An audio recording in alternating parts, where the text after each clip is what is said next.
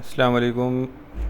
मेरा नाम है फैज़ान शफ़ी। अच्छा, ये बच्चों की जैकेट का माल आया हुआ है। ठीक है, बच्चों की पार्का जैकेट बहुत ज़बरदस्त कलरफुल माल है। चाइना का फ्यूचर कंपनी बहुत मशहूर चल रही है इस टाइम पे, और इसका हर आइटम बहुत ज़बरदस्त होता है। तो ये बच्चे की पार्का जैकेट है। इसमें आपको बेबी बाबा दोनों मिक्स मिलेंगे। 80 किलो का बंडल है माल। आप इसका देखते जाएं। सारा इसका कलरफुल और मोटी जैकेट है। ये देखें, पार्का जैकेट के नाम से बंडल आते हैं। ठीक है, माल माशाल्लाह आपको नज़र आ रहा होगा, कलरफुल माल है। ये कंडीशन देखें इसकी आप। अच्छा, बंडल का वज़न 80 किलो है। इसके रेट जो हैं वो डिस्क्रिप्शन में दिए गए।